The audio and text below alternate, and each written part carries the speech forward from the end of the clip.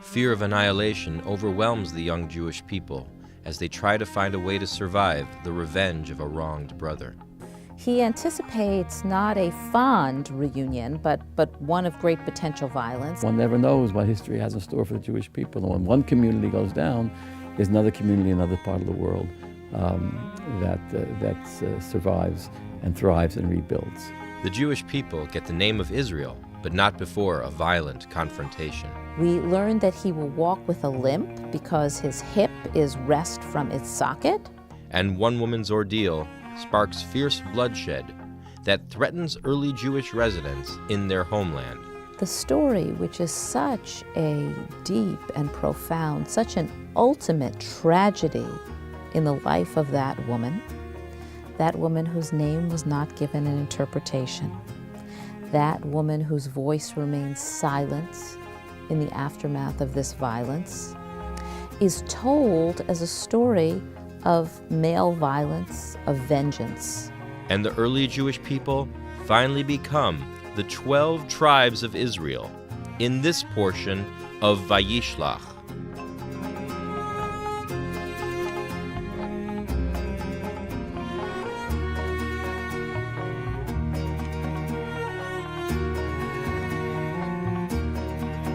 Action-packed isn't a phrase often applied to the Bible, but the portion of Vayishlach is filled with stories of conflict and violence. Immediately, the portion begins with Jacob realizing that the decades he spent away from his family has only delayed his greatest fear, meeting with his twin brother Esau, or Esav the hunter, whom Jacob deceived and had to flee so many years ago, fearing for his life.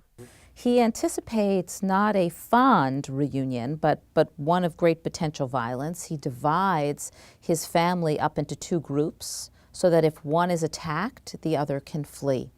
Preparing for the potential of unbound rage from a brother known for his skill in killing and who's had more than 20 years to stew over the wrongs that Jacob did to him, Jacob uses a series of tactics to keep safe.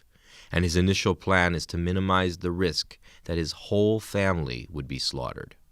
In addition to an entourage that could include hundreds of servants or more, Jacob has with him his entire family, his 2 wives, their 2 maidservants, and the 11 sons who have been born so far, who represent 11 of the future 12 tribes of Israel. This means that the entirety of the Jewish future rests on the survival of those traveling with Jacob. Splitting his group into 2 camps thus sends a strong message. And Jacob splits up the camps.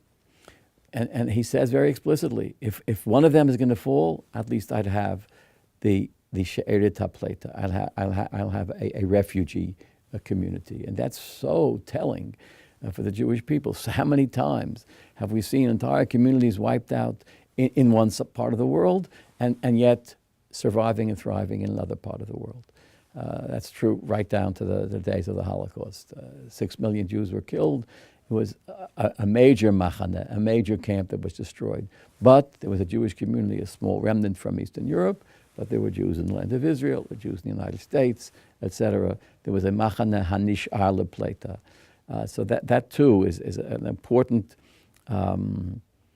piece of advice that Jacob is giving us, not to put all your eggs in one basket in a certain sense, and it has implications for today. I mean, if there's any justification for American Jews not to pick up en masse and move to the land of Israel, the justification is Jacob's justification. You know, I don't want to say the words, but one never knows what history has in store for the Jewish people. And when one community goes down, there's another community in another part of the world that survives and thrives and rebuilds. The tension builds as Jacob's 2 camps survive the night without incident, but without any more knowledge of Esau's intentions. Jacob, grateful for surviving thus far, prays to God and asks to be kept safe, reminding God of the blessings for the future of Jacob's family that God has expressed in the past. Jacob also tries to curb Esau's appetite for revenge. Jacob sends Esau a lavish gift of hundreds of cattle across a river toward Esau. Jacob then takes all the risk into his hands by gathering his entire family and crossing the river too. the stage is set for these two rival brothers, Jacob and Esau, to finally meet. Suddenly, Jacob's plans are interrupted. In a battle of hand-to-hand combat that will determine the future of the Jewish people, and provide the Jewish people with a name that will be recalled for thousands of years, and remains to this day. The Jewish Channel is available on cable: IO Optimum Cable Channel 291, Time Warner Cable Channel 528, RCN Channel 268, Verizon Fios Channel 900, and Cox Cable Channel 1. For more information, visit tjctv.com.